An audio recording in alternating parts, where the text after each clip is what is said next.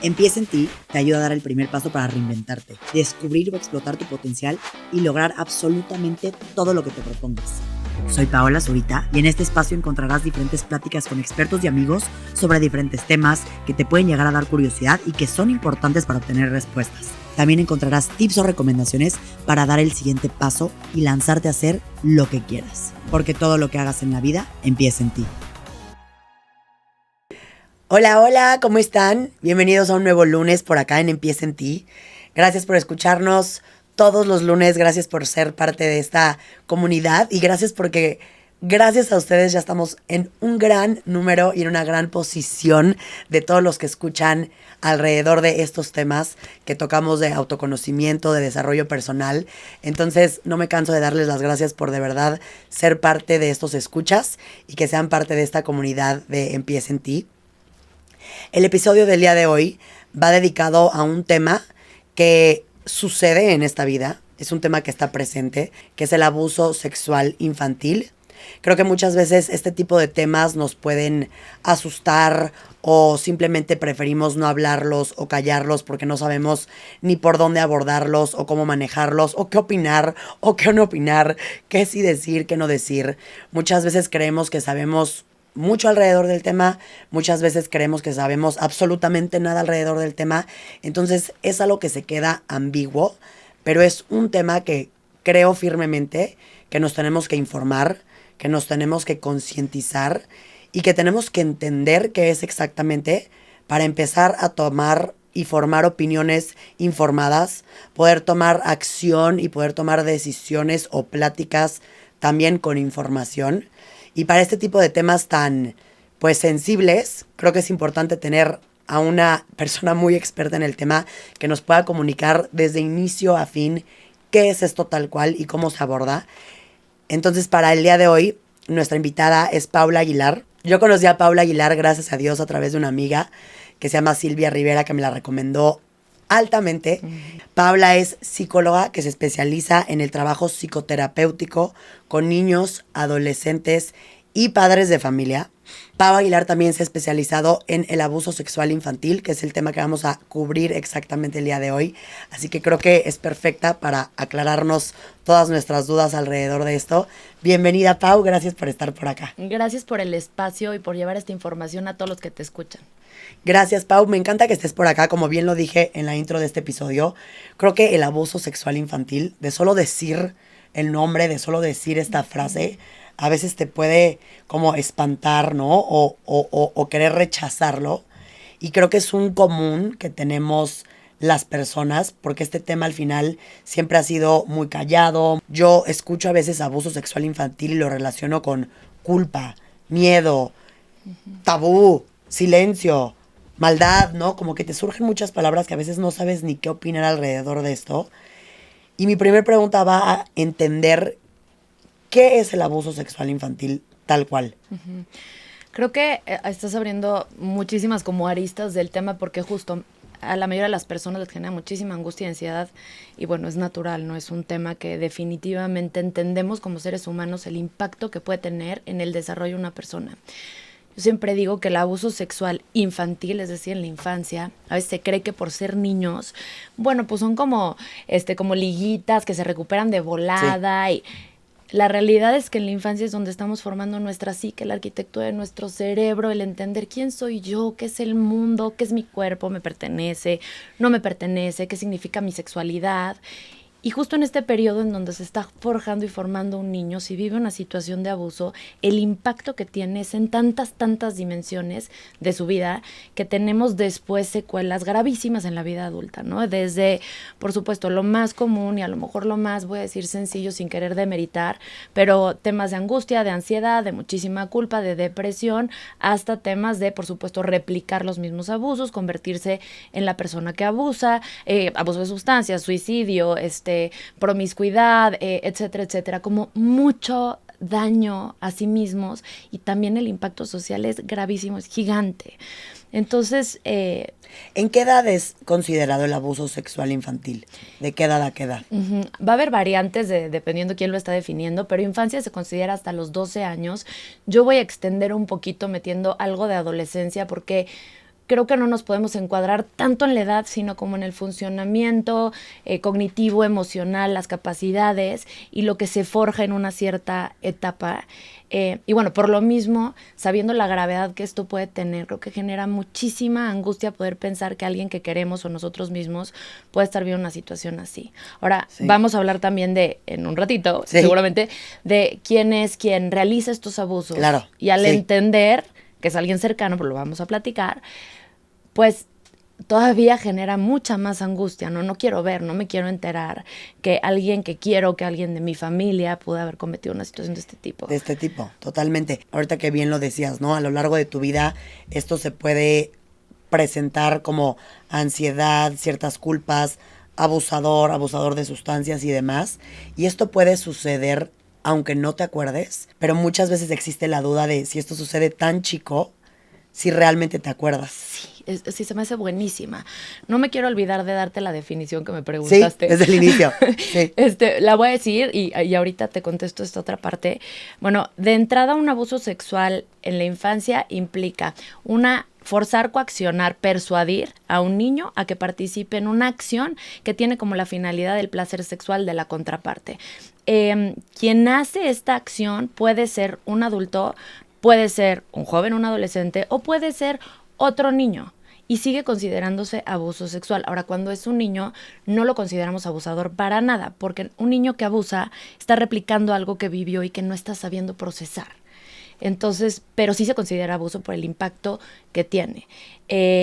Y nos vamos a dar cuenta también, lo que decías ahorita, que hay muchos tipos de abuso. O sea, no solo es el abuso de contacto, el que todo el mundo conoce y que validamos como si eso es abuso porque hubo, y perdón lo burdo, pero porque hubo una penetración o un sexo oral o una felación, es decir, una masturbación o este tipo de cosas que son muy evidentes y que dices, claro, dejan incluso marca en el cuerpo y transgreden la piel, o sea, me estás tocando. Pero hay abuso que es sin contacto, en donde tiene que ver como con voyerismo y exhibicionismo, con enseñar y con mostrar. Entonces, quiero que veas un acto sexual, que lo escuches, o una narración de un acto sexual, o te muestro mi cuerpo desnudo, o te pido que me muestres tu cuerpo, o te pido que te pongas en ciertas posiciones, o hagas ciertos gemidos, o ciertos movimientos, o fotografías, o videos. Eso también se considera abuso sexual. Tiene un impacto igual, el impacto depende de muchos factores, pero hay personas que, es más, tuve un paciente esta semana justamente con un trastorno importantísimo, gravísimo de personalidad que no le permite funcionar en su vida debido a una situación de exposición a pornografía en su infancia. Y ella decía, que le mostraban pornografía. Ella misma, de alguna forma, coincidió en una búsqueda, ya sabes que pues está puesto en internet y demás para que lo encuentren, para que se encuentre. O sea, miles de niños me llegan que pues que intentaron escribir Pikachu y tienen 6 y pusieron Pojiku y le salió pornografía. Entonces, está propositivamente puesto ahí también porque genera un cierto circuito a nivel neurológico como muy parecido a una adicción. Entonces, hay una aversión y un rechazo, una incomprensión y a la misma es muchísima curiosidad y una bomba de ciertas sustancias y neuroquímicos que generan que lo quiero volver a ver. Entonces, por supuesto, esto genera consumo y se trata de un negocio. Entonces, aunque no haya una persona detrás que tú puedas decir, el abusador es no sé quién, sí hay alguien que propositivamente puso eso ahí para que lo encontraras. Y esta mujer ha vivido muchísimo sufrimiento, de verdad, que conmueve ver todo lo que ha sufrido a partir de la combinación, por supuesto, los factores de su personalidad y de su crianza, junto con el haber estado expuesta a ver pornografía una y otra vez, que después le llevó a replicar ciertas situaciones, a hipersexualizarse en una edad en donde no le tocaba todavía. La culpa, justo lo que decías hace rato, ¿no? Culpas gigantes que desarrollaron este trastorno que no le permite respirar tal cual. O sea, de verdad, grave. Creo que sucede más de lo que creemos. Creo que hay un porcentaje altísimo de que sucede más de gente que conocemos que de que sean extraños, ¿correcto? Sí. Esto sí es correcto. Eso es totalmente correcto. A ver, las estadísticas varían muchísimo porque hay poca denuncia. En general el tema es un tema poco denunciado. Entonces, no tenemos mucha información, digamos, concreta. Se estima, por ejemplo, en México que hay una cifra del 98%, una cifra negra del 98%. Es decir, no conocemos el 98% de la realidad. En otros países se habla de algo un poquito menor, pero igual entre 80% de esta realidad como desconocida. Entonces, las estadísticas nos dejan ver un poco, pero siempre se critican mucho porque no tenemos una estadística tan real, fiel. Hablabas de si se te olvida o no cuando eres niño. ¿Qué pasa? Esto sucede muchísimo. Los adultos dicen, mira, antes de los 3, 4 años no hay memoria. Entonces, no le digas ya nada, se le va a olvidar y ya está, se le olvidó. ¿Qué crees? Quizá no haya una memoria tal cual como de una cierta imagen o de poderla pensar, poderlo nombrar, tener este recuerdo como de la mente más racional, pero siempre se va a alojar en el cuerpo y en la persona. Sí va a determinar cómo se está construyendo cierta arquitectura de tu cerebro. Siempre va a tener un impacto. Esto no existe el vamos a hacer como que no pasó nada y ya después se le va a olvidar y ya. ¿Todo bien? No, sí hay un impacto, hay una huella y es todavía más complicado cuando es con personas no verbales, con niños muy chiquitos, porque hay algo en mí que me está generando un conflicto y una problemática terrible internamente que me genera incluso a veces rechazo a mí misma, a mi propio cuerpo, temas con mi sexualidad, con las relaciones interpersonales, de pronto conductas autodestructivas o autolesivas, mucha sintomatología y no sé ni de dónde viene. Hay algo que no entiendo, que no puedo pensar, que no le puedo poner nombre. Si no lo puedo pensar y no le puedo poner nombre, ¿cómo lo trabajo? Claro. ¿Cómo sano? ¿Y qué sucede, por ejemplo, si no te acuerdas y nunca te contaron? Sí, va a haber síntomas. A ver, lo ideal sería, y ahorita si platicamos de síntomas, si tú que nos estás escuchando empiezas a sentir que te hacen clic muchos de estos síntomas, sobre todo vas a tener una huella que tenga que ver con tu cuerpo, con la sensación de propiedad de tu cuerpo, con cómo despliegas y vives tu propia sexualidad, con cómo te relacionas con otros. Normalmente hay huellas muchísimo, por ejemplo, de pensamiento catastrófico, desconfianza, paranoia, es sentir que alguien te va a dañar siempre, ¿no? Este tipo de cuestiones en cuanto al entorno, no poder confiar en nadie, preferir aislarte. Todo esto nos habla de algo en ti que surge de un lugar de conflicto, en donde algo pasó que te hizo saber o sentir que el entorno o el ambiente o las personas alrededor de ti podían dañarte. Y con eso estás creciendo. Tenemos que indagar, porque claro, pueden ser muchas otras cosas, ¿verdad? No todo es abuso. Pero normalmente vamos a observar a nivel terapéutico, si tú tienes como este disconfort, como este malestar interno, lo más recomendable es ir con un psicoterapeuta que tenga las bases y la preparación para poder indagar. Y muchas de las veces el mismo cuerpo y los mismos síntomas nos van ayudando a trazar el mapa e ir entendiendo. En muchas ocasiones vienen de pronto recuerdos. Esto es súper común, lo que decías, el olvido y la amnesia en tema de abuso sexual en la infancia es de lo más común. Muchas sobrevivientes con las que trabajo llegan conmigo porque lo recordaron, a lo mejor ya adultas. Sí, ya adultas. Y a lo mejor el abuso fue por parte de su papá en su casa una y otra vez o por años. Y uno dice, ¿cómo puedes olvidar algo que pasó por años? Hay un olvido porque la psicología, la mente humana nos protege. Nuestra propia como psique. Mecanismo de defensa. Exacto. Y hace algo que se llama disociar, como dividir, escindir, el famosísimo splitting, en donde se separa esta vivencia porque no es compatible con todo lo demás, porque no lo puedo integrar, porque si me quedo con esta realidad, aparte que no la sé metabolizar, me voy a volver loca o loco. Entonces, ¿qué hace mi mente? Me protege, dice, espera, me voy a agarrar con lo que sí podemos funcionar. Entonces, me quedo con la realidad que sí podemos funcionar con tu escuela, con tus amiguitos, no sé, con la abuela, con esto vamos a funcionar bien, con este concepto de ti. Y esto otro, este recuerdo, estas vivencias, estas experiencias se encapsulan. Y literalmente no puedo acceder a ellas. Esta es la base, por ejemplo, del trastorno de personalidad múltiple. La disociación, en donde una personalidad desconoce a la otra, no sabe que existe, no sabe qué piensa, no sabe qué vivió. Es lo que sucede en esta situación. Esa disociación es la base. Es esa disociación que me separa y entonces tengo yo núcleos diferentes que pueden ser varios o pueden ser dos. En los casos, digamos, de más salud mental, puede haber una disociación y no necesariamente hay ningún trastorno de personalidad, ni mucho menos.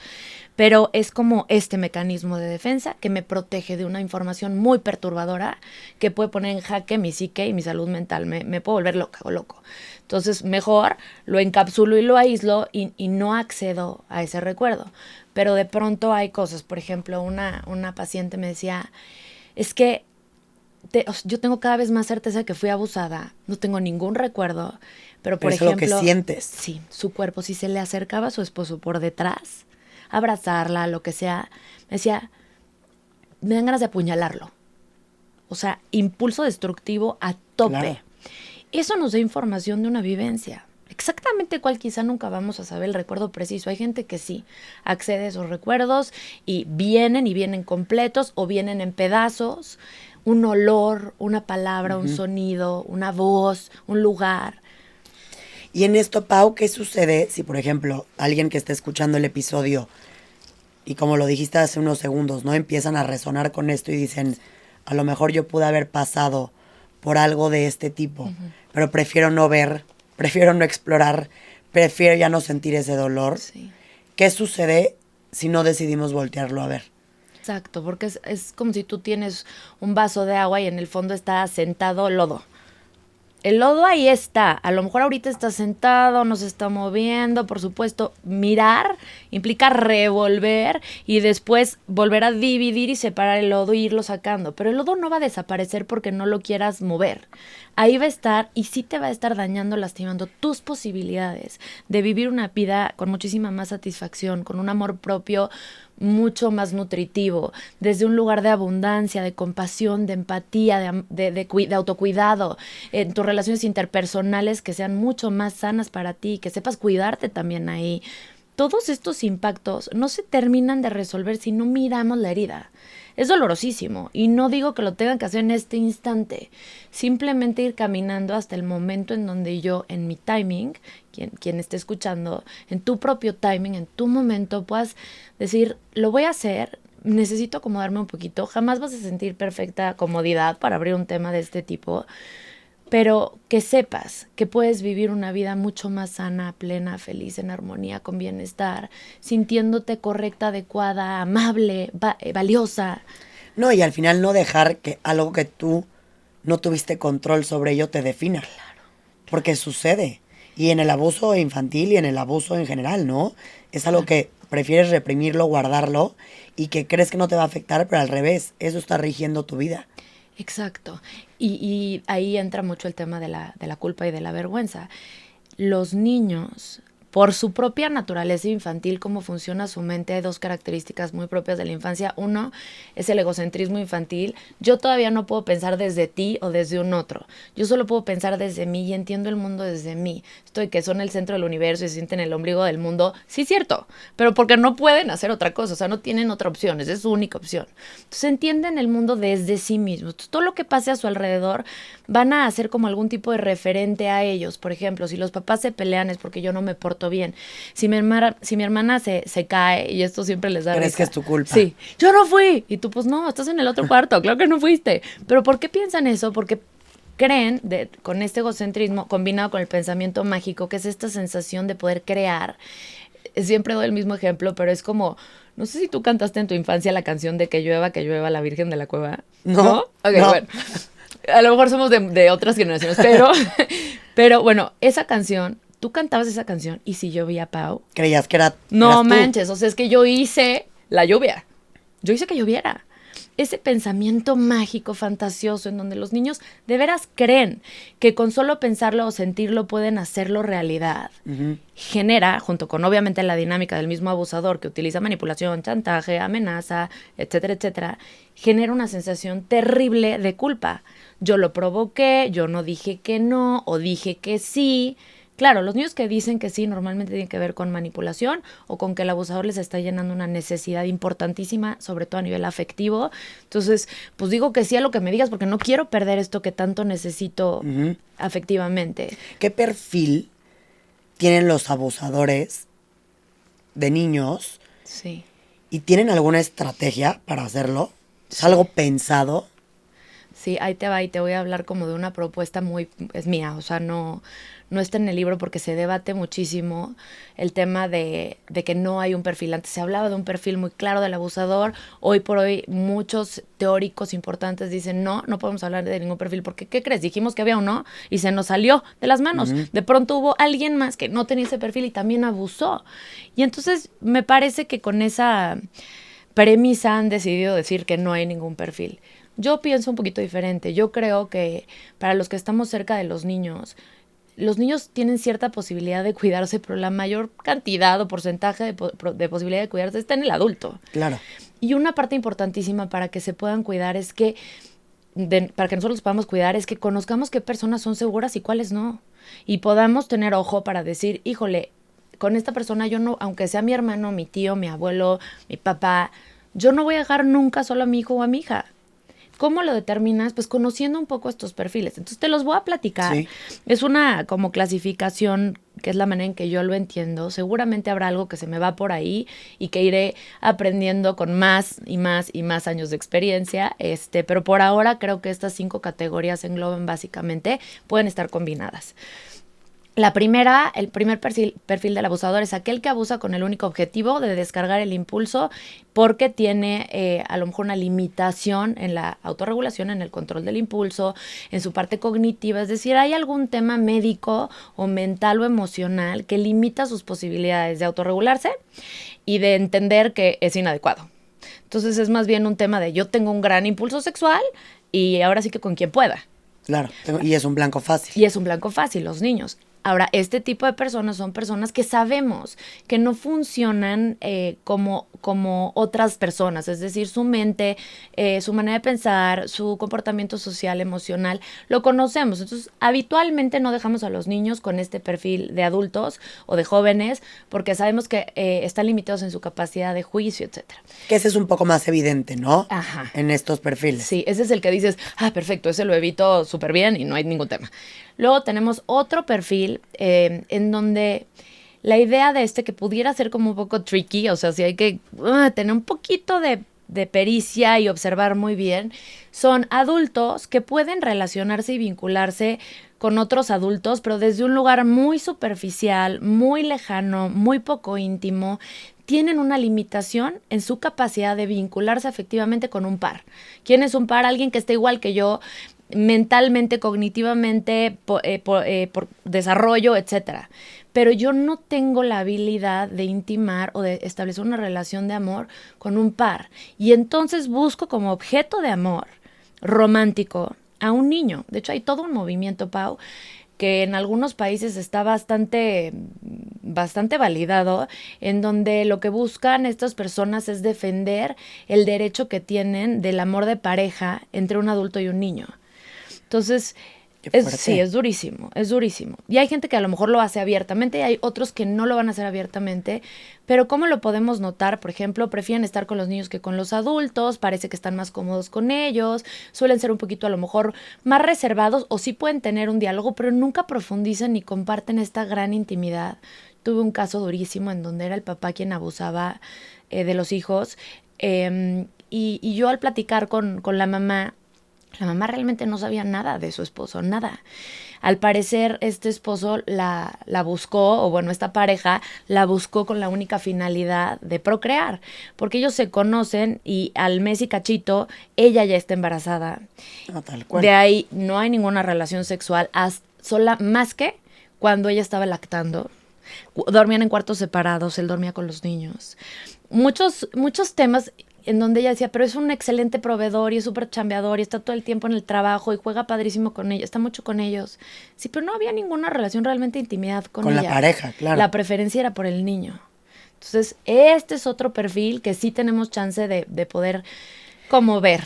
Luego hay otro tercer perfil que tiene que ver como con la identificación forzada. O sea, cuando un niño vive en un entorno súper violento, en donde ellos mismos viven abuso sexual o muchos otros tipos de abuso, y tienen de dos sopas y no conocen otra opción más que tener de dos sopas, que es o soy víctima o soy victimario. Claro. Yo en mi vida no conozco nada más y soy niño y se está formando mi psicología, mi mente, es lo único que sé, conozco y entiendo. Entonces, ¿qué crees? Ser víctima es horrible.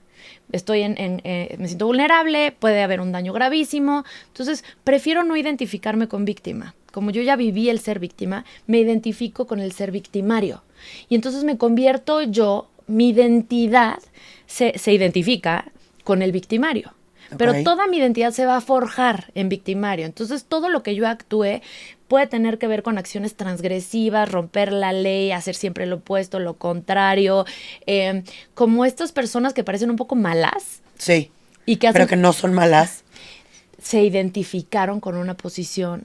Qué padre lo que estás diciendo, Pau, porque creo que es una mirada compasiva, que es justo lo que nos hace falta. Esos niños se instauraron como seres humanos que sí, ahora ya están identificados con esta parte de victimario y todas sus acciones o muchas de sus acciones pues van a ser dañinas. Sin embargo, si pensamos hacia atrás, ¿qué tanto tenía ese niño la posibilidad de identificarse con algo mejor? ¿Y qué tanto eso fue su manera de sobrevivir? Aquí te representa todo eso que fuiste víctima, entonces tomas como una actitud. El victimario es quien te agrede. Okay. Entonces, yo con quien me identifico es con mi agresor. Y yo me empiezo a comportar como mi agresor y yo empiezo a ser agresor de otros. Porque eso me asegura mi supervivencia. Es una manera como de estar reforzando, estoy seguro, estoy bien, yo soy quien agrede, no soy quien está siendo agredido. Ya. Y estás haciendo algo conocido. Y estás haciendo lo que conoces. Exacto. Por eso dicen que alguien que es abusado, es muy probable que si no lo trabaja, pueda ser abusador, ¿no? Es muy común, o sea, habría que estudiarlo, yo creo que bastante mejor para entender como los números, pero es muy común que niños que han sido abusados repliquen el abuso, a veces lo replican unas cuantas veces y en una cierta edad entienden lo que pasó y se extingue y nunca más vuelve a pasar y viven con culpas terribles de decir cómo pude haberle hecho eso a alguien. Uh-huh. Hay otras personas que no, que se van en ese rol, se siguen como hilo de media y se quedan con ese rol de transgresores. Entonces siguen abusando de otros. Y hay otros que viven un abuso y nunca lo replican. Ok. Entonces más o menos esa sería la dinámica. Okay. Ahora, el cuarto perfil. El cuarto y el quinto son los más difíciles. El cuarto suele ser alguien que fue abusado en su infancia, que de alguna forma no pudo consolidar su subjetividad, es decir, como decir, yo soy un individuo completo, capaz, que puedo enfrentar el mundo, que puedo resolver. Tiene que ver también con un tema de la vinculación en la infancia, pero también con haber sido agredidos sexualmente. Y entonces, ¿qué pasa con ellos? Ellos pueden casarse, tener hijos, convertirse en padres, en madres, y sin embargo, después lo que ocurre es que en algún momento de crisis importante en donde se desestabiliza su sensación de autovalía o su sensación de ser amados o dignos o por alguna razón se sienten incompletos, entonces lo que hacen es volver a un comportamiento de forma regresiva. Entonces vuelven a un funcionamiento de forma regresiva, un poco más como impulsivo e inconsciente, como si no entendieran bien lo que están haciendo, aunque sí hay cierta conciencia, pero está en un lugar como primitivo o regresivo de funcionamiento. Normalmente estas personas suelen abusar de niños dentro de su propia familia. Sus hijos, sus sobrinos, es dentro de la familia y son como estos momentos en donde algo me desestabiliza y es una forma de fusionar, es una fantasía de fusión en donde yo creo que por abusar de ti voy a tener algo de ti que me viene a completar y que me da valor y etcétera. Entonces, este es un poquito más complejo, evidentemente. Claro, de identificar. Pero pudiéramos encontrar esta parte pues de muchísima inseguridad, de necesidad de fusión con otros, de mucha necesidad de reafirmación, que también estamos hablando de la población normal, ¿no? Claro. Todos necesitamos reforzar, afianzar y demás. ¿Este es el 4 y el 5? No, ahí va el 5. El 5 es este perfil narcisista, antisocial o lo que llamamos psicopático. Podríamos hablar, por ejemplo, de un caso muy conocido y muy ahorita de moda, que es Jeffrey Epstein, ¿no? Que es alguien que puede ser súper adecuado socialmente, aceptado, adecuado, admirado. De hecho, son gente muy encantadora, servicial, que se dedica a construir su imagen pública. Es para ellos muy importante que piensen bien de ellos. Entonces, estoy en la obra de beneficencia, dono por aquí, dono por allá, aparezco en la portada de revistas, tengo mis obras de caridad, como que te doy todas las cartas para que tú no tengas de dónde decir algo estás Algo haciendo. estás mal. Pero ¿qué pasa con estos perfiles? No tienen la capacidad de mirar al otro como persona. Hay empatía racional, pero no emocional. Entonces, yo sé qué botones apretar para que tú hagas lo que yo quiero. Son expertos manipuladores, pero realmente no me importa lo que tú estás sintiendo. Yo no siento nada con tu sufrimiento. Sí, yo no tengo la capacidad, me quedé en esta parte muy narcisista, no tengo la capacidad de mirarte, de saber que eres tu propia persona. Para mí todo es en función a mí, a mis necesidades, todos a mi servicio. Y entonces muy común es que volteen la tortilla, que ellos siempre sean la víctima, nunca se responsabilicen de nada y los demás son los victimarios. Tú me agredes, tú me quieres lastimar, lo que pasa es que tú... Pero yo jamás asumo una responsabilidad. Y estos también son súper difíciles de detectar porque es gente pues que reconocida, sí, aplaudida. Sí. Y tenemos amistad y nos parece buena persona y tiene acciones que son como calificadas como buenas. ¿Cómo podríamos observar como a detalle para poder detectar eso? El narcisismo se caracteriza porque realmente no hay una empatía, yo te cosifico y tú eres para mí en función de lo que me puedes dar, entonces suelo utilizar a la gente. Es muy, muy importante que todos piensen bien de mí, no puedo aceptar una crítica, no puedo decir me equivoqué, la regué, lo hice mal, discúlpame. Siempre encuentro y son haces en manipulación para volteártela y hacerte sentir a ti culpable cuando tú eres la víctima. Ejemplo, una sobreviviente con la que he trabajado, ella contaba que su padrastro abusaba de ella y le decía, si tú le dices a tu mamá, la vas a destruir, tú vas a ser la responsable de destruir esta familia. Entonces de pronto la chiquita de 8 años se convertía en el victimario, la culpable, tú eres la responsable de la destrucción de la familia. Entonces eso es voltear la tortilla, es decir, yo soy la pobre víctima que vas a venir a destrozarme la vida, cuando en realidad yo vine a destrozar la tuya. Y Pau, entendiendo estos 5 perfiles, que creo que de pronto es una manera en la que hablamos cuando estamos hablando de estos temas, porque aquí hiciste una gran descripción de estas personas que son más propensas a abusar, pero ¿por qué la gente abusa de los niños? Realmente es algo como que no comprendo. Hay una atracción física, es un tema más mental, es un tema de control, es un tema de poder, es un tema de inocencia. ¿Cuál es la razón? Porque es un rango de edad que dices, no comprendo cómo un señor podría estar con un bebé de 4 meses. Sí, sí. Hay muchas, todas las anteriores yo diría casi que son las correctas. La motivación puede ser exactamente una pedofilia, es decir, mi objeto de atracción y deseo sexual es un menor, ¿no? Y eso es una parafilia, es decir, es todo un tema de una fijación, de etcétera, etcétera, de una psicodinamia que hace que mi objeto de deseo sexual sea un menor de edad. Y eso, digamos que yo no controlo qué me excita. Lo que sí controlo es si lo actúo o no lo actúo.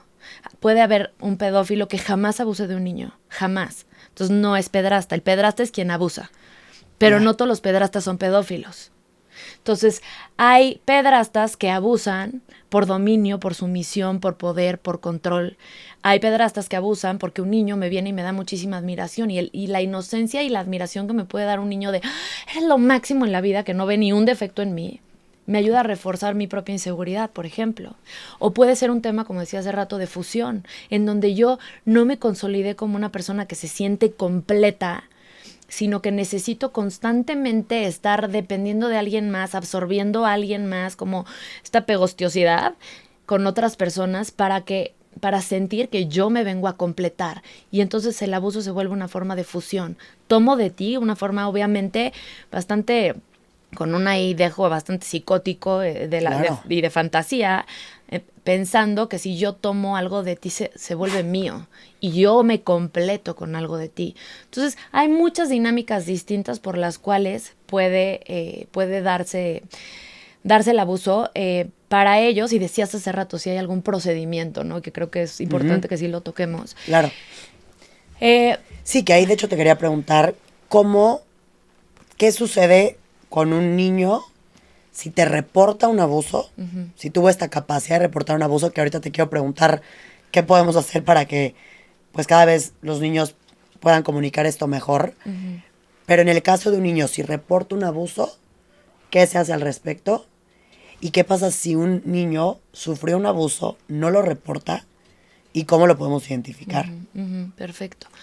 Ok, entonces, ¿quieres que te hable primero del procedimiento que usan normalmente o como de toda la sintomatología hay que hacer para que hablen? ¿Del procedimiento? Va. Normalmente, o sea, hay algo que se llama grooming, que es un término que se usa mucho como para temas de digitales, ¿no? El grooming para explotación y trata infantil, pero el grooming es un procedimiento, voy a llamarlo así, que ocurre en la vida cotidiana también. Son una serie de pasos que no es que el abusador se pone a escribir los pasos que va a hacer, ¿no? Se da como de forma bastante espontánea. Te los voy a enunciar, pero pueden ser de forma espiral, o sea, no siempre es 1, 2, 3. No es lineal. No es lineal, ajá. Entonces, por ejemplo, el 1 es escoger a la víctima. ¿Cómo escojo? Pues un niño que sea vulnerable y al cual yo tenga acceso. A veces no es un niño tan vulnerable, pero tengo acceso a él. O la vulnerabilidad es que no habla, o la vulnerabilidad es que está chiquito, o la vulnerabilidad es que es inseguro, o que no tiene supervisión de sus padres, o que tiene ausencia de padres, o que no le dan afecto, o no tiene reconocimiento y mirada, o miles de razones por las cuales un niño puede ser vulnerable. Entonces yo escojo a la víctima y también necesito saber que es accesible a mí. No ocurre un abuso cuando un niño no está accesible al abusador.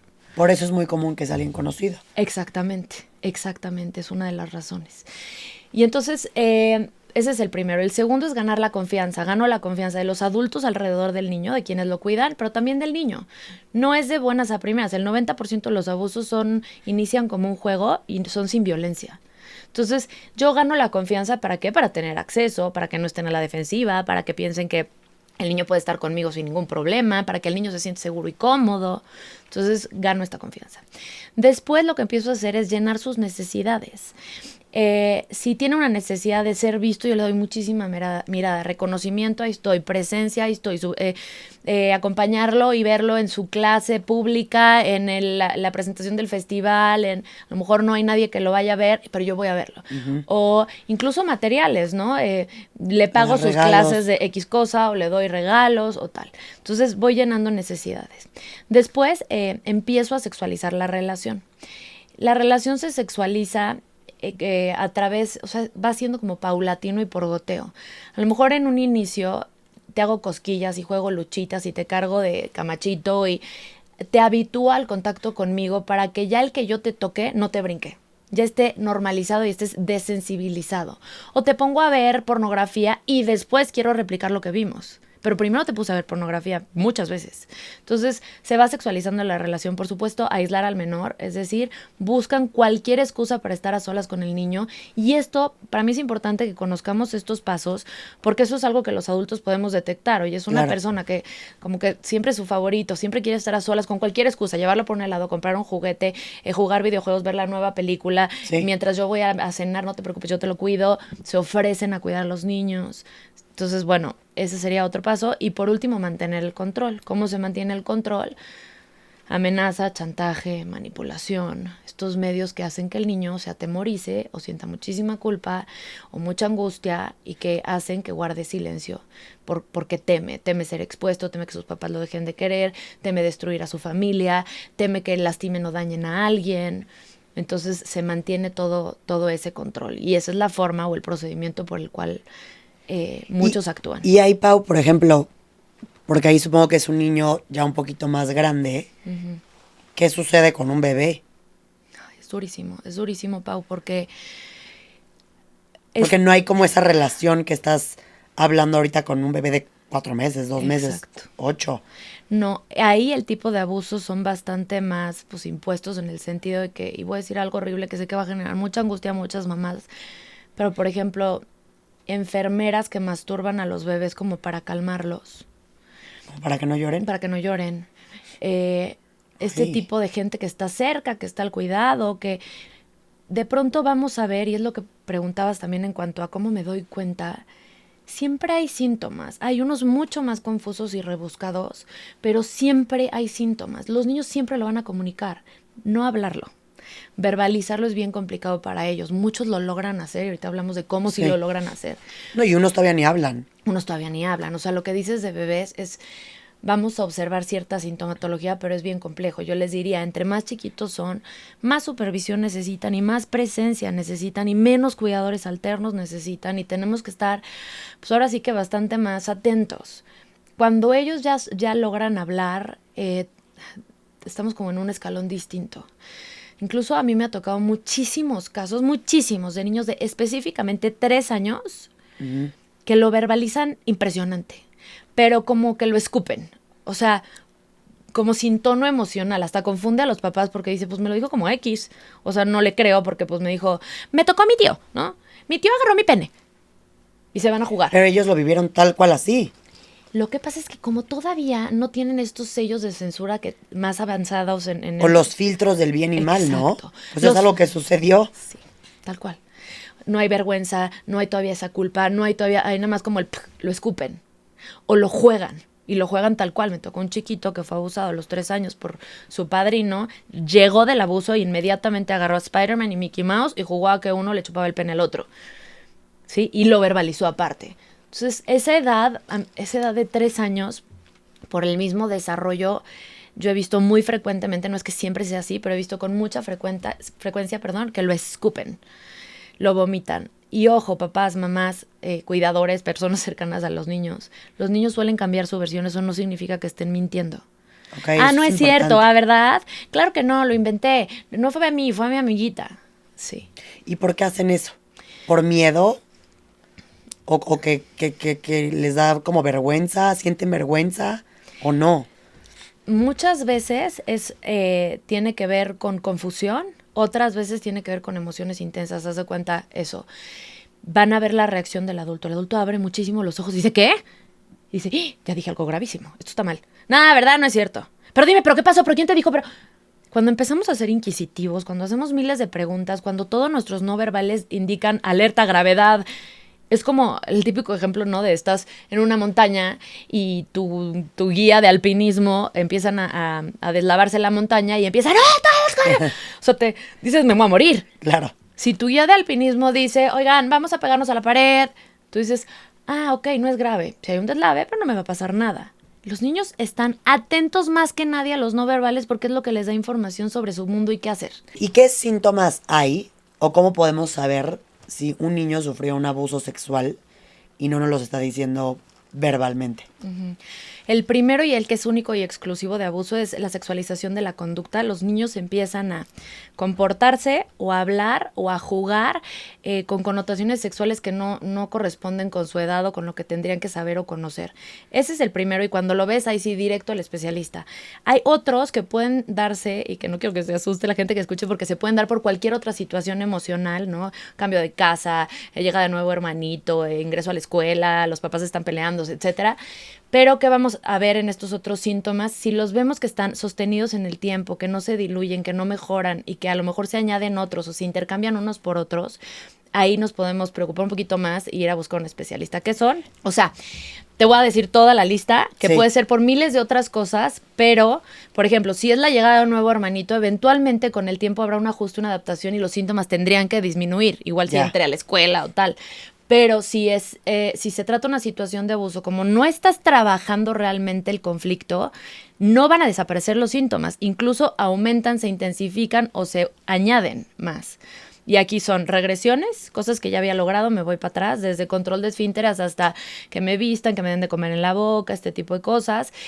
Cambios notorios en la personalidad, somatizaciones, se enferma el cuerpo. Mucho cabeza, estómago, en mi experiencia piernas y garganta, dolores de piernas y garganta, que estas son las somatizaciones. Comportamiento autolesivo o comportamiento agresivo, estar irritables, de mal humor, muy enojones, verlos completamente distintos, como si les hubiera cambiado muchísimo la personalidad.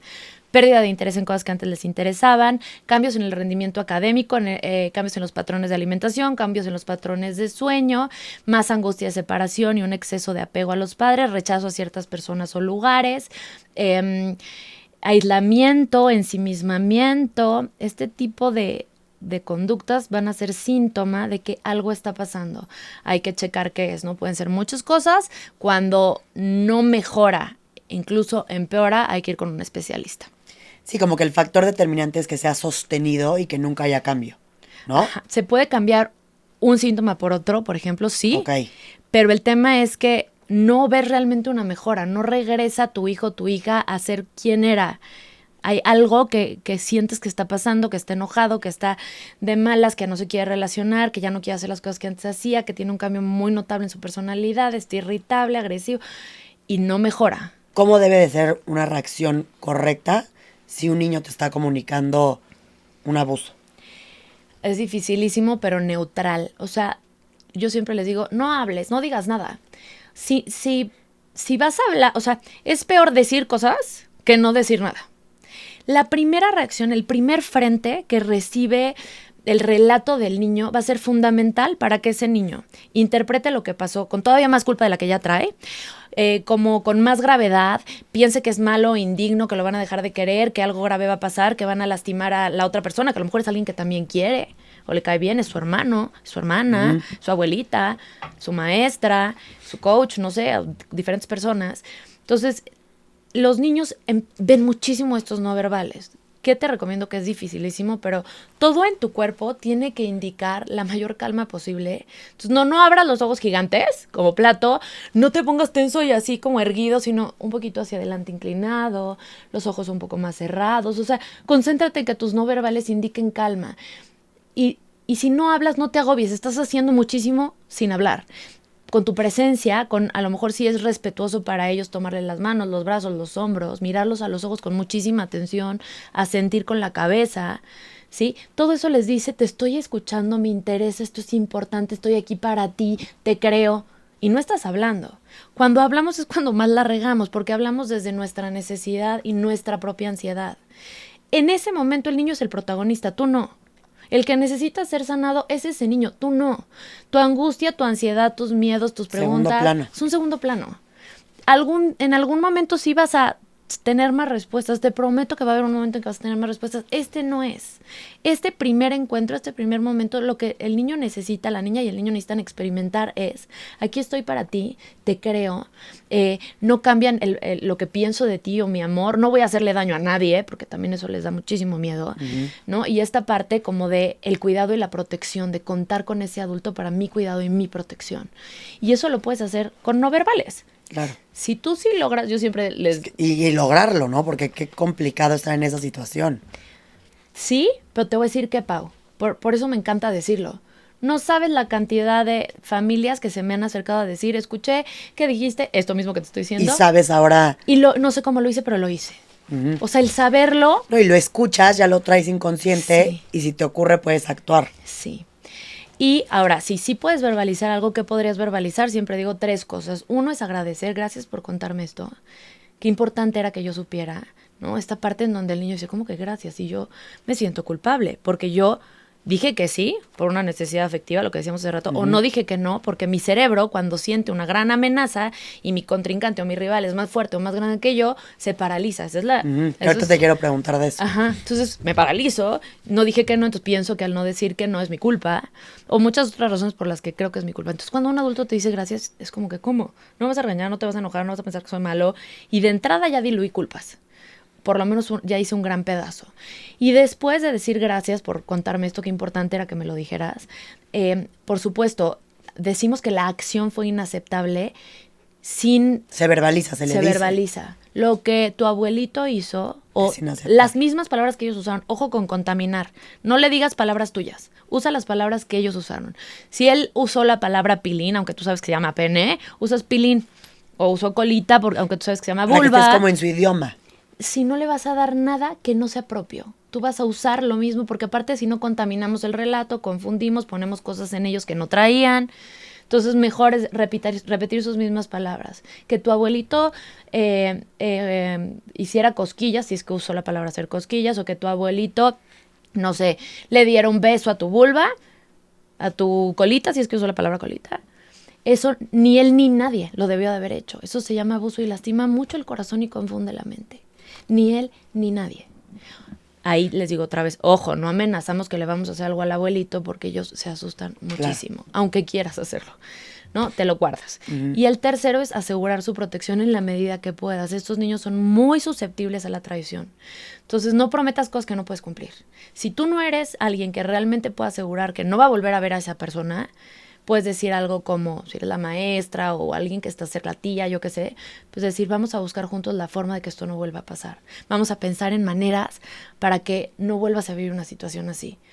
Podemos decir cosas como estas. Si eres los papás, sí puedes decir algo como, papá y mamá nos vamos a encargar de que esto no vuelva a pasar. Para sentir protección.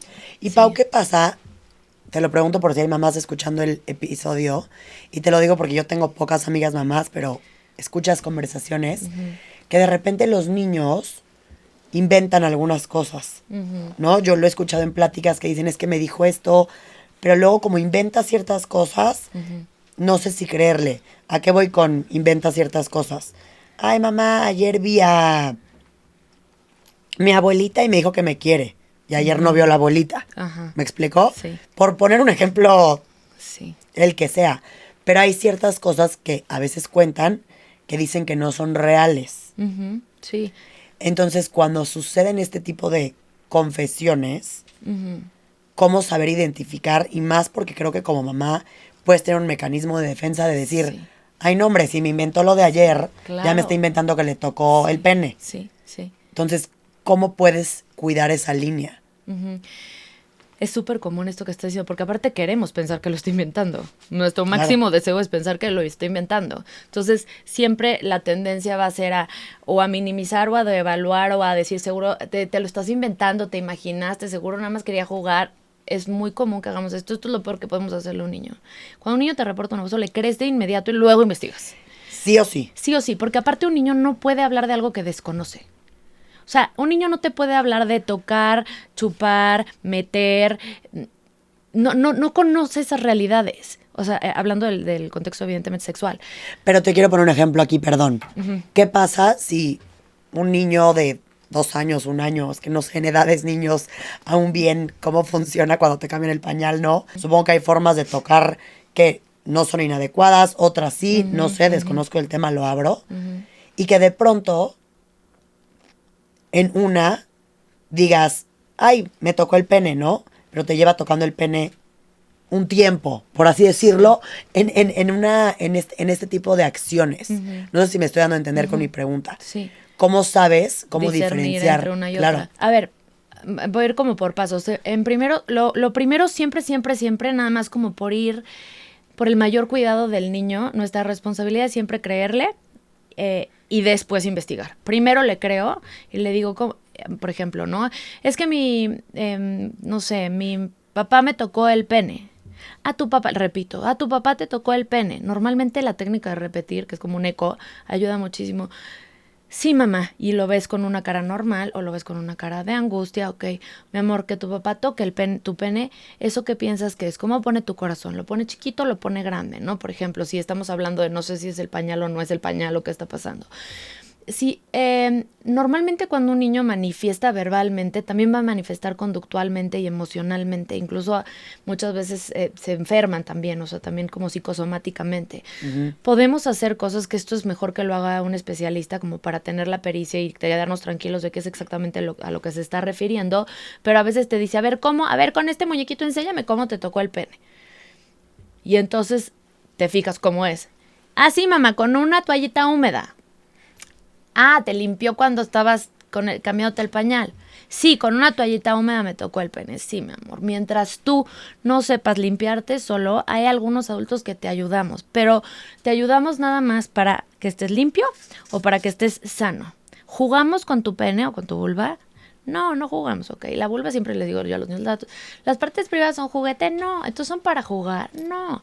Sí, entonces no es para jugar, es muy rápido, es solamente para limpiar o curar cuando tú todavía no sabes hacerlo solo.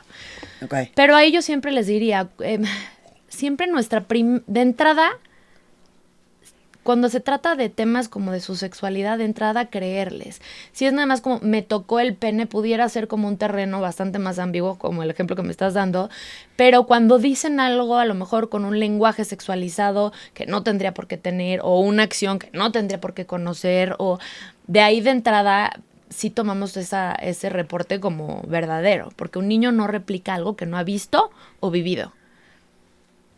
Eso es algo que me impresiona, Pau, porque creo que cuando eres mamá, y aún no lo soy, qué difícil terreno, ¿no? De saber identificar, de estar alerta en estos perfiles, en la actitud de tu hijo, Sí. no verbal, sí verbal. Y ya que identificamos un abuso, ¿cuáles son los pasos a seguir? Siempre, siempre, siempre es ir con un especialista. O sea, de entrada es de los temas que yo les diría, La edad que tenga. la edad que tenga. Paso número 1, vas con un especialista. Yo misma, que espero nunca pase, soy mamá de 3. Si me sucede una situación de este tipo, yo sé que de entrada tengo que ir con un especialista. ¿Por qué? Porque en mí se van a movilizar una cantidad de emociones que no me van a permitir hacer la mejor intervención, por lo menos no en el momento inicial, ni mirar de forma objetiva, por lo menos no en el momento inicial. Siempre es con acompañamiento de un especialista. El especialista normalmente va a hacer una entrevista a los papás, va a hacer una valoración, ¿no? A veces los niños entre los 2 años y medio y 5 y medio tienen mucha curiosidad por el cuerpo y a veces presentan juego sexual que tiene que ver más con curiosidad. No es para provocar una sensación placentera ni corporal parecida al placer sexual adulto, es porque quiero ver tú qué tienes, yo qué tengo, porque acabo de conocer el mundo y me di cuenta que existen penes y vulvas y quiero saber cómo son.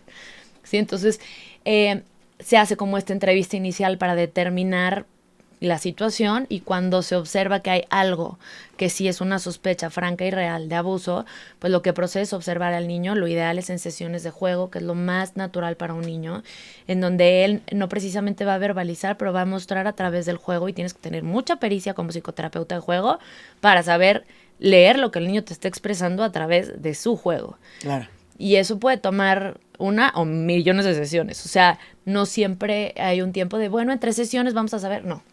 Hay niños que lo expresan de volada, hay niños que se tardan un montón, hay que entender qué está pasando y el niño nos los va a plasmar a través del juego.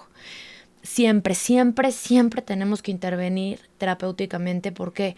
Porque está su mente en construcción, están entendiendo si el cuerpo es suyo o no, están entendiendo su sexualidad, están construyendo su autoconcepto, la relación con otros. Entonces, necesitamos ayudarle a metabolizar, a procesar, a digerir y comprender lo que ocurrió para que pueda, digamos, seguir avanzando en su desarrollo sin que esa situación determine su vida, que es la gran ventaja de intervenir con un niño que ha sido abusado.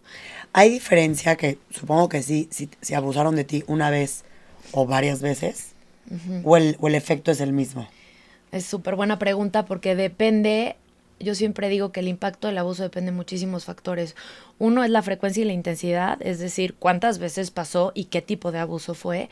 También dentro de intensidad es quién perpetró el abuso. Claro. ¿Fue la maestra que te tocó en tercero de kinder en una guardia, o es tu mamá en tu casa, ¿no? O tu papá en tu casa. ¿Qué tanto posibilidad tengo de moverme de ese lugar o no? ¿Tengo una red de apoyo? ¿Va a haber alguien que me puede cuidar, querer?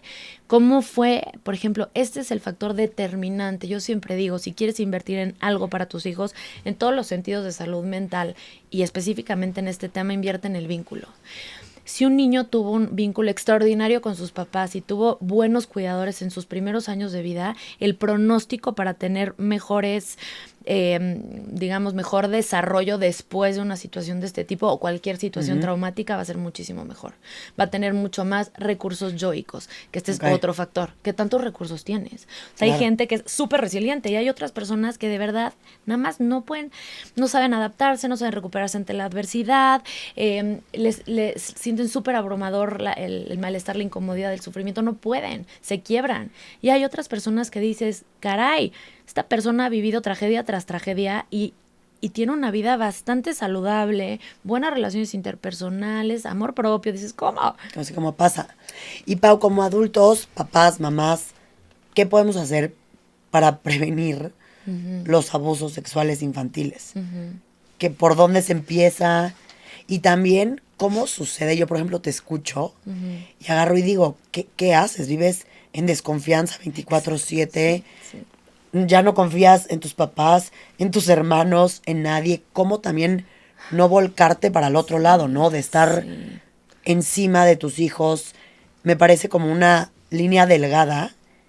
Entonces, ¿qué se hace?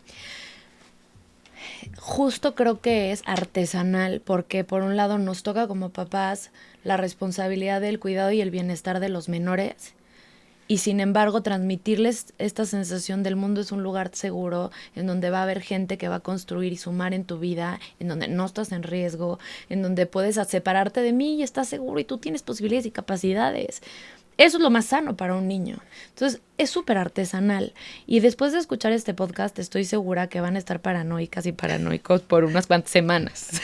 Pero que justo no se trata de eso. Que no se trata de eso. Se trata de conocer lo que acabas de decir, que ahorita te voy a contestar, que es qué sí podemos hacer y hacerlo para prevenir riesgos, para prevenir y reducir riesgos, para darle a nuestros hijos tanto el conocimiento como las habilidades que igual les ayuden a reducir todos estos riesgos.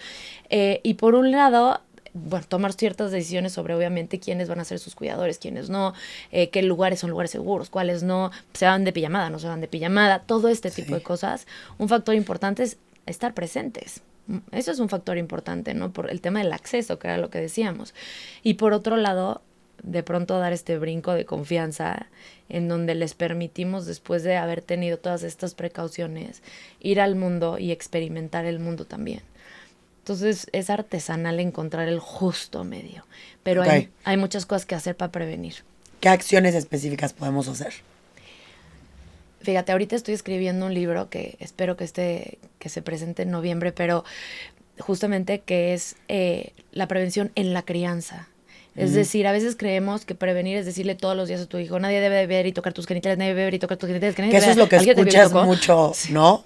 Yo hoy, por ejemplo, si me dices, ¿qué escucho alrededor del abuso sexual infantil? Llamarle a los órganos el nombre que tienen. Decir que nadie puede tocar, solamente te puedes tocar tú. Y si alguien te intenta tocar, saber poner un alto. Es como lo que oyes, ¿no? A grandes rasgos. O yo he escuchado. Sí. Lo que pasa acá es que nos quedamos en un plano muy básico. Justo esta semana tuve una reunión con unas personas que ganaron una licitación para hacer una campaña en medios masivos de comunicación en tema de trata, explotación y abuso, y me invitaron para pues dar todo este asesoramiento, ¿no? De qué les vamos a decir a los niños, que sí funcione, que nadie debe ver y tocar sus partes privadas. Pues está bien, no está mal. Sí, pero llega un manipulador. Sí, eso no los vas a, o sea, ese no va a ser el factor determinante para que ellos logren entender que es una situación inadecuada. Sí, ¿cuál es el factor determinante? Entonces. Sí, creo que muchas cosas siguen en estudio, pero hasta el momento, con mi experiencia, y es lo que yo hago en mis talleres con papás y con hijos, y les enseño a los papás, ¿no?, a transmitir estas habilidades y esto a los niños. Lo primero es, vamos a trabajar con lo que el niño sí tiene y sí puede. Todavía no está listo su cerebro, su parte del cerebro superior, que es esta parte racional, análisis, síntesis, toma de decisiones, control de impulsos, autorregulación, pensamiento crítico, analítico, etcétera. Todavía no está. Es muy importante que sepan y conozcan, que nadie los debe tocar, cómo se llama, todo lo que dijiste, es importante que lo sepan, pero eso se queda en el cerebro racional a nivel de concepto abstracto. ¿Por qué es importante que lo sepan? Porque si no lo saben, ¿cómo van a poner en palabras las experiencias que tuvieron? No lo saben pensar, nadie piensa algo que no puede representar por el lenguaje. Entonces, sí necesitan el lenguaje para poder representar sus experiencias y entonces poderlas pensar y poderlas comunicar y verbalizar. Pero nos ayuda nada más a eso. En realidad, en el campo, eso no es lo que los fortalece. Justo lo que platicamos del cuento que sí es a lo que te había platicado. Ajá. Es este cuento que tengo, que se llama Mi Semáforo, y es una técnica que uso también en mis talleres. Lo que les enseño a los niños y a los papás es estar súper en contacto con su cuerpo. Desde que nacemos, podemos entender la incomodidad y sentirla y manifestarla. Un niño tiene frío, sueño, hambre, sed, cansancio, lo que sea, llora. Uh-huh. Tenemos la posibilidad de detectar incomodidad en el cuerpo. Yo lancé una encuesta a sobrevivientes de abuso, fíjate, en una historia, y en esa historia obtuve 1,100 encuestas de sobrevivientes respondidas. Y eso me ayudó mucho también a tener un poquito de estadísticas, aunque sea de este muestreo. Claro. Y parte de lo que decían ellas es, en el 90, y te podría decir 98% de las encuestas, decían, yo preguntaba si había algo que les hubiera hecho sentir que era inadecuado o algo que era incómodo. 98% respondían que sí. Es decir, los niños sí detectan corporalmente, y esta ha sido mi experiencia también con pacientes 1 a 1, ¿no? sí logran detectar una sensación corporal que les dice algo no está padre, no me siento cómodo, algo no está bien aquí. Si nosotros criamos a nuestros hijos en contacto con su cuerpo y le damos validez a esa emoción de comodidad o incomodidad, que yo manejo la simbología de verde y rojo del semáforo con los niños, pero podría ser cualquier cosa, es decir, verde es, yo siempre les digo, todos tenemos un semáforo dentro de nuestro cuerpo, que no es como el de metal de la calle, nada más se siente. Un semáforo energético. Exacto. No se piensa, solo se siente. Y está ahí con un solo trabajo que es cuidarte, que esto también es como despersonalizar, es decir, es como si yo tengo adentro de mí, haz de cuenta, un agente cuidador, ¿no? Una persona encargada de mi cuidado. Y eso les genera a los niños seguridad, porque no es yo estoy decidiendo y eso sí, no, es algo que está dentro de mí que me dice.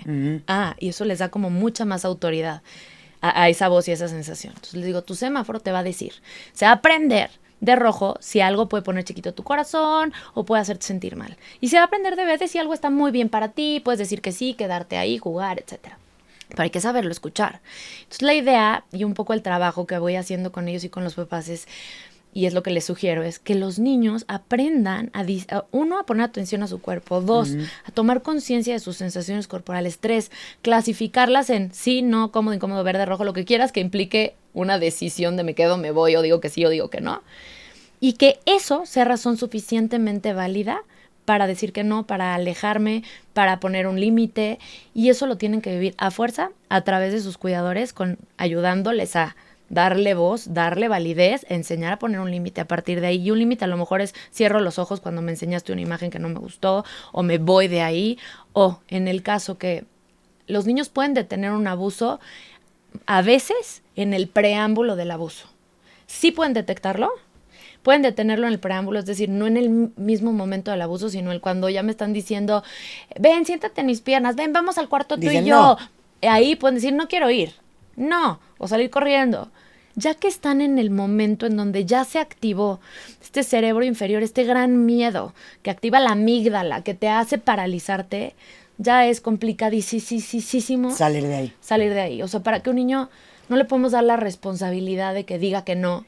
Y si de por sí de adulto te encuentras con esas situaciones y es a veces difícil salir de ahí, de niño menos. Complicadísimo. Pero me encanta esto que dices, Pau, porque creo que muchas veces, como nosotros estamos desde la razón, queremos que ellos racionalicen y entiendan. Sí. Y muchas veces hasta como adultos no estamos en contacto con nuestro cuerpo. 100%. Y no estamos conectados. Entonces, esta herramienta que tienes tú para mostrar lo del semáforo y que estén en contacto con su cuerpo es algo extraordinario para que empiecen a ser dueños de su persona, de su sexualidad, de sus sentimientos y no ponerlos en manos de alguien más. Sí. Porque así crecemos, ¿no? Hacia afuera, en vez de ir hacia adentro. Totalmente, Pau. Y la prevención está en la crianza, tengo voz, puedo decir me gusta, no me gusta, puedo yo decidir si saludo, si no saludo, si me cargas, si no me cargas, si me haces cosquillas, pero soy tu mamá, ¿cómo no te voy a dar un abrazo? Si tienes necesidad de mamá de dar un abrazo, busca a alguien que sí lo pueda recibir y que sí le gusten. Si a tu hijo no le gustan, hay muchas otras formas de mostrar afecto. Y me encanta lo que dices, Pau, porque justo es que los niños logren llegar a ese punto en donde ya es difícil salir, ¿no? Sí. De ese abuso. Sí. Y que ahí que dijiste que te paralizas y que no puedes hacer absolutamente nada, quiero agregarte ahí una pregunta. Es que de este tema, qué bárbaro, hay tantas dudas que me quiero seguir por horas. Pero ahí, ¿qué sucede? Porque creo que, y ahí abarco abuso infantil y cualquier tipo de abuso. ¿Qué pasa ahí cuando ante los ojos de alguien más no haces nada al respecto? Pero en realidad tú estás entrando en un shock que no es que no hagas nada al respecto. Entraste en no te puedes ni mover, no puedes ni pensar, no puedes hacer nada. Porque se escucha muchas veces estas situaciones, ¿no? De, ¿cómo ahí estaba? ¿Por qué no gritó? Claro. ¿Por qué no dijo que no? Sí. ¿Por qué no le dio un golpe? ¿Por qué no tal? ¿Cómo se explica esta parte? Esto que acabas de decir le va a dar un confort a mucha gente que te esté escuchando para saber que no fue tu culpa, que tú te paralizaste. Tantos adultos hoy por hoy, jóvenes también, que vivieron una situación de abuso y siguen pensando hasta el momento que fue su culpa porque no gritaron, no se fueron, no dijeron que no lo empujaron. No podías. Tu cerebro estaba en modo supervivencia y no sabías si estabas frente a un lobo, león, jaguar o frente a una persona. Solo sabía que... Y es algo que te pasa químicamente. Sí. Sí. O Sí. sea, está respaldado, Científicamente. dicho. Sí. O sea, comprobadísimo. Eso es lo que ocurre, tu sistema simpático se activa y el parasimpático se activa. Y es el sistema nervioso central, que está diseñado para nuestra supervivencia. Entonces es súper habitual. Ahora, ¿qué pasa después? Cuando hacemos todo esto con nuestros niños y quizá estuvimos en el desfortunio, ¿no? De haber estado en una situación de abuso, ese niño o niña que fue criado en donde se le enseñó que su cuerpo es suyo, porque todos los mensajes que mandábamos no verbalmente, no con palabras, las palabras finalmente es con lo que menos nos quedamos, nos quedamos con lo no verbal. Mi mamá tenía 2 años y medio, pero me esperaba afuera del baño hasta que yo estuviera lista para que ella entrara solamente a limpiarme, porque todavía no me sabía limpiar. Pero mientras esperó afuera, ¿qué me dice esto? Este es mi espacio, esta es mi privacidad, es mi cuerpo y solamente entra para lo que yo no sé hacer sola, que es limpiarme. Entonces, en la vida cotidiana o cuando yo no enseño a los niños a crecer basados en la obediencia o en el complacer al otro, sino que les enseño a pensar, a cuestionarse y elegir bien. Sí, todo este tipo de cosas que están en la vida diaria, eso fortalece a los niños enormemente para no sucumbir a miles y miles de situaciones de riesgo, no solamente de abuso sexual en su infancia. Como bien lo dijiste, estamos acostumbrados a decir y racionalizar, pero ¿cómo podemos enseñarles esa conexión? Porque te lo entiendo racionalmente, más qué acciones se podrían llevar a cabo. Te lo voy a poner en un ejemplo súper, súper concreto. Hacía ronda con un chiquito y ese chiquito nunca me daba la mano para cruzar al coche. Y entonces, bueno, yo iba ahí como medio flanqueándolo para que estuviera seguro, pero yo me daba cuenta que para él no era cómodo y no era respetuoso que yo tomara su mano. Un buen día salió de la escuela y me dio la mano él. Yo feliz dije, ya, por fin me dio la mano, perfecto. Crucé y tal. La siguiente vez que fui por él, yo equivocadísimamente, que eso pasa muchísimo, dije, permiso una vez es permiso para siempre. No es permiso para siempre. Fue ese día nada más que Alex me dio la mano. Ese otro día que se la volví a intentar dar, su mano era de Playmobil dura, rígida, así. Y en ese momento que es mi chamba como adulto, darme cuenta de lo que me está manifestando el cuerpo del niño y ayudarle a pensarlo. Entonces le dije, oye Alex, mira, tienes tu mano así dura, ¿te fijas? Eso significa que tu cuerpo me está diciendo que no te sientes cómodo con que yo te agarre tu mano. Me puedes decir, no, Pau, no me gusta que me agarres la mano. No, Pau, ok, tenemos que cruzar. ¿Te puedo agarrar de la mochila? Sí. O te puedo agarrar de la mano solamente para cruzar al coche y ahí te suelto. ¿Qué estoy haciendo? Le ayudo a pensar, a conectar con su cuerpo, a entender sus sensaciones, a ser consciente. Le valido la posibilidad de ponerme un límite aunque yo sea un adulto con autoridad. O sea, y eso lo podemos hacer, pues vete, es el ejemplo más simple. Claro. Todo el tiempo en la vida cotidiana. Con nuestros hijos, con gente que otros conocemos, niños. saber respetar los espacios de los niños. Exacto. ¿No? Yo, por ejemplo, que tengo amigas que son mamás, de pronto te topas con un nuevo mundo que ya hay muchísimas reglas. Yo recuerdo que antes, ¿te acuerdas del típico que te decían, dale un beso a tu tío? Sí. ¿No? O saluda bien, dale un abrazo. Sí. Y que hoy en día ya eso no se hace. O cada vez ves que hay más límites en esa parte de los niños. Que eso surge a mi siguiente pregunta, perdón. ¿Qué sucede ahí para no... ¿Qué límite hay ahí para una parte en donde educas? De que se saluda, que hay que decir hola, no sé si el abrazo o el beso, ¿no? Pero lo que sí hay que hacer que es por educación, por así decirlo, pero que no cruce ese límite en donde estás siendo partícipe sin querer del límite de tu niño que a lo mejor no quiere saludar al tío. Exacto. Es una increíble pregunta porque ahí se atoran muchos, ¿no? Y creo que muchas veces los nuevos tipos de crianza caen en el no poner límites, lo cual tampoco es sano para los niños, les hace muchísimo daño. Por ejemplo, en el tema tal cual del saludo, sí es un convencionalismo social, somos parte de un mundo en donde dependemos de otros, entonces sí se saluda. ¿Qué podemos hacer? Podemos decirle, llegamos a casa del abuelo, si ya sabemos que no le gusta saludar a nuestro hijo, lo podemos incluso preparar desde el camino y poder preguntar algo como, vamos a ir a casa de la abuela, van a estar todos tus tíos, yo sé que no te gustan besos ni abrazos, no lo tienes que hacer, pero saludar sí. ¿Qué quieres hacer? ¿Con tu voz? ¿Con tu mano? ¿Cómo los quieres saludar? Una vez me pasó con el hijo de una amiga mía, estaba bajando las escaleras, estábamos en una comida, yo no lo había visto 2 años, una cosita chiquitita.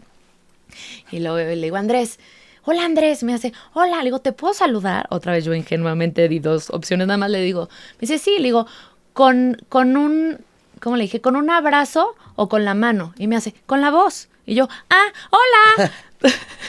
Entonces, pero te dio otra opción. Sí, me encantó. Desde ahí siempre lo uso, la opción de la voz. Pero bueno, sí. El punto es que una manera, o sea, los niños deben de saber que hay ciertas cosas que como adultos tenemos la responsabilidad de ayudarles a fomentar, aunque impliquen un esfuerzo, aunque no les gusten tanto, pero siempre va a ser por un bien. Cuando un niño entiende cuál es el bien detrás de lo que se le está pidiendo, ya muchas veces no tienes que estar dando explicaciones todo el tiempo, pero un niño puede entender que aunque, por ejemplo, aunque a mí no me gustan las verduras, ¿qué crees? Sí necesito la verdura para que la gasolina de mi cuerpo sea de la mejor calidad y yo pueda jugar, pensar, crecer, alcanzar mi mejor desarrollo. Entonces, yo sé que no te gusta, pero comerte la verdura es algo que necesitas para. Entonces, veo la bondad con todo lo que tenga que ver con el cuerpo, ahí absolutamente nunca obligamos a los niños. Es decir, cosas que tienen que ver con tocarlos, abrazarlos, darles besos, cosquillas, jugar, o sea, todo lo que tenga que ver con su cuerpo, ahí jamás va a haber un tema de obligación. En otros límites sí podemos hacer cosas. El otro día yo me eché un round con mi chiquito del de 7, es el chiquito, porque le estábamos diciendo que queríamos un deporte para él en equipo. Él necesita en este momento aprender las habilidades que te da el estar con otras personas, el que haya muchos integrantes, etcétera, etcétera. Entonces, una buena idea era hacerlo en equipo y no solamente deportes individuales. Me decía, es que mamá, no entiendo por qué me están insistiendo tanto. Yo le dibujé un edificio y le decía, mira, hay muchas cosas que te van a ayudar a lograr hacer de grande lo más que puedas. O sea, tú quieres cumplir todas tus metas, lograr todo lo que tú te propongas, necesitas muchísimas habilidades. Mi trabajo de mamá es ayudarte a que tengas esas habilidades, que las vayas desarrollando y que las hagas tuyas. Pero para poderlo hacer, tengo que como exponerte o ponerte en ciertas situaciones que te ayuden a desarrollar esas habilidades. Por ejemplo, tu familia te da un piso de tu edificio. Ahí ya tienes unas ciertas habilidades, estando en familia, experimentando el amor y el cuidado, etc. Otro piso es la escuela. La escuela a veces no es tan divertido ir, pero ahí también desarrollas un chorro de habilidades que sí necesitas, pues leer, escribir, conocer, sí las necesitas, aunque no siempre es padre. Otro te lo da tener amigos, y otro pisito te lo da el que tú hagas cosas para tu salud, ¿no? Que comas bien, que hagas ejercicio, que duermas, etc. Y otro te lo da el estar en actividades colectivas en donde aprendas con un deporte u otra cosa a colaborar. Esas habilidades, puedes no tener ese piso si tú quieres, o puedes sí tenerlo. Mi chamba y lo que yo deseo es que tú tengas todas las habilidades que puedas tener para que cuando seas grande logres lo que tú quieras hacer. Ok, entonces sí voy. O sea, cuando el niño entiende que hay una bondad detrás, y esa fue, me tardé ahora, obviamente, todo este tiempo, ¿verdad? Eso fue una vez, ya después no necesito dar esas explicaciones. No necesitas estar repitiendo. No, ya saben que hay un bien detrás. Y Pau, pregunta directa, entonces con los niños, ¿tú dirías que no es correcto, a excepción de lo que estamos diciendo de saludar, pero que sea, dale un beso, te está abrazando, abrázalo, todo este tipo de cosas? No. No.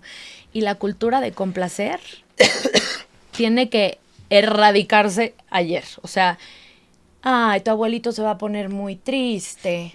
Adiós. O dale tu juguete a tu primo. El niño tiene 3 años, no sabe compartir porque no está todavía diseñado para poder hacer eso. Solo trajo un juguete a la casa de los abuelos. Les estamos enseñando a tú aguántate, tú siéntete mal, tú lidia con tu propia incomodidad.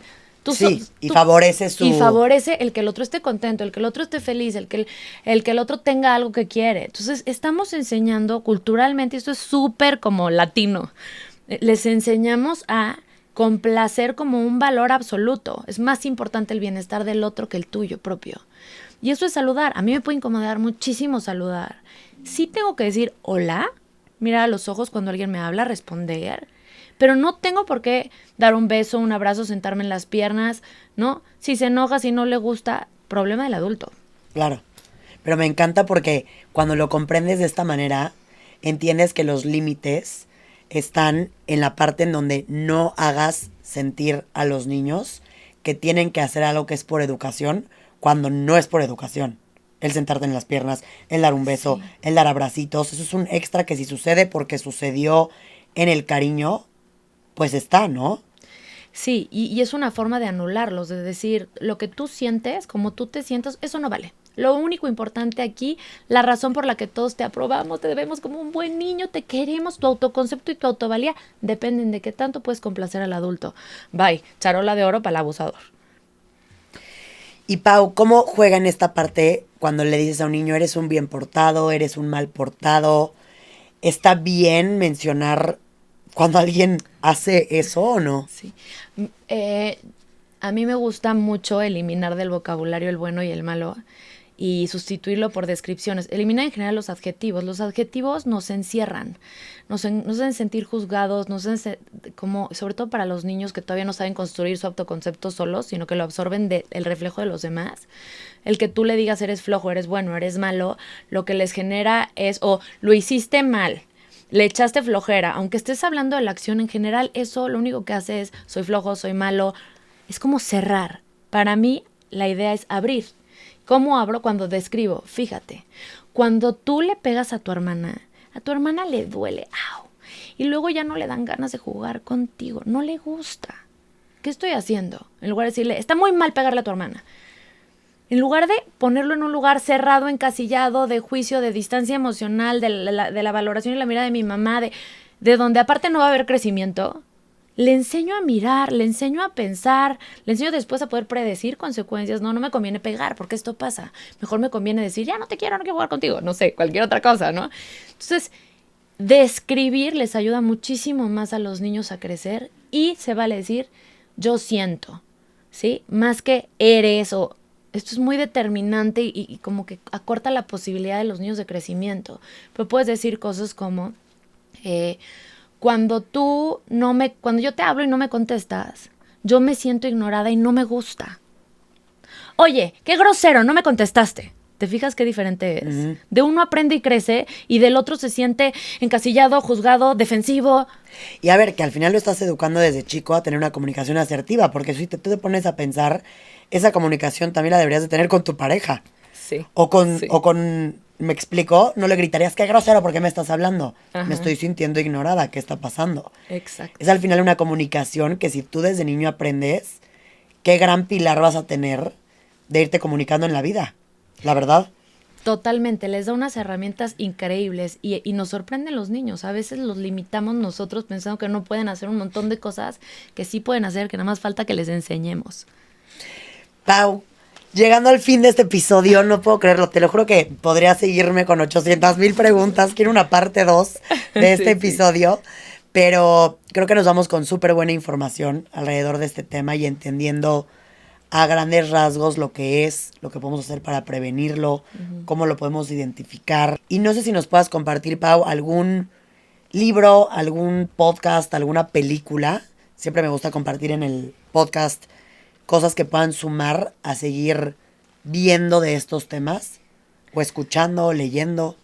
Sí, híjole, hay un montón de recursos. Hay varios autores que, no voy a decir los títulos de los libros, pero seguro los digo mal. Entonces voy a decir mejor los autores.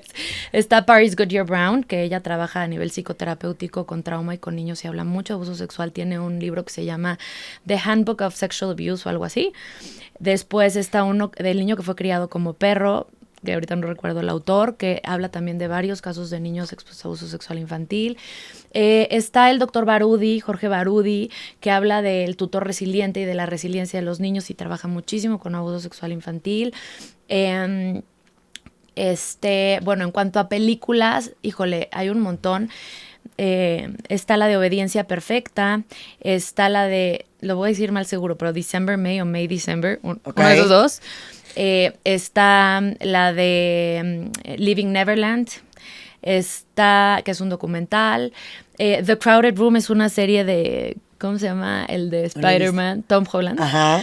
The Crowded Room habla bueno, no se los voy a spoilear, pero está muy interesante y no es precisamente el tema central el abuso, pero nos va a ayudar a entender mucho sobre el abuso sexual.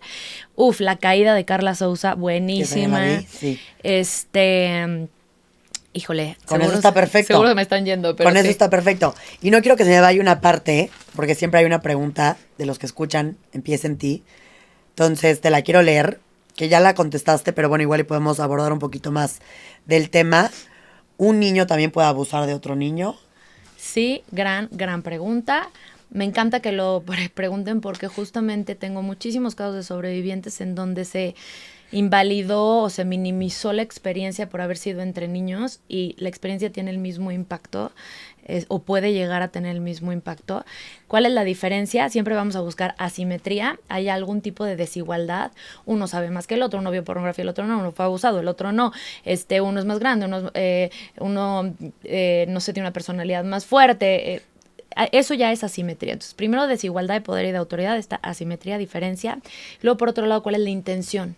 La intención es curiosidad, porque quiero ver si tu pene y mi pene miden lo mismo, si son iguales, si se mueven igual, si... O quiero replicar el ser esposos y entonces quiero darte un beso en la boca porque como en la película y mis papás y entonces tiene que ver más con explorar y curiosidad y entender mi mundo. O lo estoy haciendo porque quiero provocarte una sensación placentera o una sensación corporal parecida al placer sexual o replicar lo mismo que me hicieron a mí. Entonces, el tipo de contacto, hay cosas que salen fuera de lugar. Por ejemplo, niños de más de 6, 7 años que tengan este comportamiento ya no es lo esperado, a menos que haya un tema de retraso en el desarrollo. Ok. Ya no es lo esperado, ya hay muchísimas censuras de guácala el asco, ¿no? Los papás. ¿El desarrollo sexual de un niño en qué edad es? Hay una etapa que se llama etapa fálica del desarrollo psicosexual, que es entre 2,5 y 5,5, 6, que es donde está toda esta cuestión de curiosidad y es la primera identificación que van a tener. Yo qué tengo y como quién soy. Súper chiquitos. Súper chiquitos, pero ahí no forjan identidad. Es nada más como la primer barrida, el primer escaneo, la primer noción. Después en la adolescencia vuelve a haber una revisión. Digo, siempre estamos reafirmando nuestra sexualidad, nacemos con es parte de nuestra identidad. Pero en la adolescencia habrá otra revisión también. Y en la vida adulta otra, pero ese periodo y checar, ¿no? Si son acciones que tienen que ver con una boca en un genital, no es juego. Si tiene que ver con penetrar o meter objetos, no es juego. Si tiene que ver con estimular, no tocar como un timbre, estimular arriba, abajo, frotar, sobar, unir genitales, no, eso ya no es juego propio de la etapa. Y Pau, en esta parte, perdón, agrego porque se me va ocurriendo mientras vas diciendo, sí es importante a los niños decirles las partes de los órganos como deben de ser, o sea, el nombre textual científico, sí. ¿O no? 100% sí, porque es una manera de equilibrar el esquema corporal. Todos es así, Pau. Y no minimizarlo, ¿no? Así como le dices brazo, pierna. Los niños van al mundo y de pronto se dan cuenta que todos dicen ojo, nariz, boca, mano, brazo, pero unos dicen pajarito, otros dicen Winnie, otros dicen pipí, otros dicen colita. O de que le hacen tú y en silencio. Ajá. ¿No? Entonces, estamos mandando un mensaje de manera tangencial de hay algo ahí prohibido que no se habla, que incomoda, y entonces, por supuesto, estamos promoviendo justamente este silencio. Ok. Sí, que sea igual que cualquier parte del cuerpo y que no haya tabú, porque aparte, ya ni en este podcast, pero todo lo que desarrolla, el no ponerle nombre a toda la parte sexual sí. Y que sea normal, sí. ¿No? No escondido, sí. No tabú, exacto. No mencionable. Sí. De verdad, muchísimas gracias. Quiero que agarres tu papelito del tazón Empieza en ti. Muy bien. Quiero que lo vivamos, aunque siempre todos los invitados lo hacen, entonces... Me puse nerviosa, ¿qué me vas a preguntar? Veamos qué te sale, porque esta parte siempre se vive en el episodio y no quiero que sea diferente. ¿Cuál es tu mayor lección post aparente derrota? ¿Quieres profundizar en esto? O sea, después de haber fallado en algo tal... Fíjate que yo sí soy muy de la idea de los aprendizajes a través del sufrimiento y el dolor. Entonces, como que para mí es siempre crecimiento. En el momento se vive horrible y no quieres pensar que, ay, qué padre que me está pasando esto porque voy a crecer de aquí, ¿no? Pero, por ejemplo, yo soy divorciada. Claro que el proceso de divorcio para mí fue durisísimo. Implicó mucho tiempo, mucho sanar, etcétera. Pero finalmente me llevó a ser la más genuina y auténtica Paula, como la que vine a hacer este mundo. Me conectó tanto conmigo que sé que tenía que haber vivido lo que viví para poder conectarme con lo que venía a hacer. Gracias por compartir eso, Pau. ¿Cómo te podemos encontrar en redes sociales? ¿Tienes algún libro, ciertas cosas, material, cursos? Sí. Estoy en Instagram como @mamá.con.ciencia, o sea, mamá conciencia. Tengo una página web que es www.mamaconciencia.com. Todas las redes sociales estoy como Mamá Conciencia, donde estoy más activa es en Instagram. En mi página web pueden encontrar mis cuentos, un manual para padres para hablar de sexualidad con los niños. Estoy ahorita escribiendo y por publicar un libro este año justamente de este tema del que estuvimos hablando.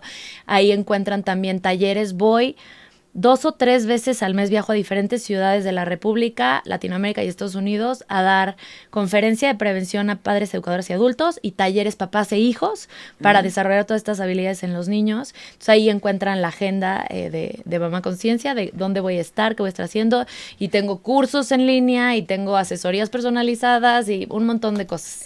¿Qué edad es la correcta para que un niño le empieces a comunicar tú como adulto estas conversaciones y llevarlo, por ejemplo, a tus talleres y demás? Este es un tema que se habla desde que nacen, en el sentido de toda la cuestión, por ejemplo, de llamar a los genitales por su nombre, tener todos los no verbales sobre su privacidad y su incomodidad. O sea, es un tema, digamos, que va a estar inmerso en la vida del niño desde que nace. Se empieza a verbalizar cuando se ve la necesidad. Por ejemplo, estás cambiando el pañal, ¿no? Este es tu vulva. Te voy a abrir los labios de tu vulva para limpiarte porque aquí tienes sucio. Ya te limpié. Ahora te voy a cerrar tu pañal. Es una manera de a los niños estarle enseñando, solamente estoy haciendo esto por esta razón. Pero desde que nace. Desde que nacen. Y luego poco a poco, ¿no? Vamos diciendo, estas partes salen corriendo, ¿no? Porque felices, encuerados, les encanta y salen corriendo. ¡Ah! Y puedes decir con toda naturalidad, está divertidísimo salir corriendo, pero nada más acuérdate que hay partes de tu cuerpo que son muy especiales y son las que cubrimos con el traje de baño. Esas están más conectadas con tu corazón y con tu mente. Entonces hay que cuidarlas más. Puedes correr si quieres, pero con ropa interior. Entonces, por ejemplo, ahí ya metiste el tema de privacidad, de partes privadas, de los genitales, y así poco a poco. Ahora, los talleres yo los recibo a partir de 4 años. Ok. Por tema, la verdad, antes recibía desde los 3, pero como ahora los grupos hay muchísima más demanda, siempre están llenísimos, y entonces necesito abarcar más, y pues para que puedan fluir mejor, los grupos tienen que ser de cierto número. Entonces, desde los 4 años. 4, sí. Ok. Muchísimas gracias, Pau. De verdad que qué bonito tenerte por acá y que podamos platicar de este tema. Espero que todos los que escucharon se hayan ido con dudas aclaradas, preguntas nuevas con las cuales se pueden acercar a Pau a preguntarle directamente, ¿no? Porque creo que al final esto te despierta como una nube de más preguntas, de más dudas. A mí esta hora y media no me dio ni tiempo de preguntarte todo lo que te tenía que preguntar, pero creo que es un gran acercamiento a empezar a entender esto, darle nombre, no callarlo y ser muy consciente de ello.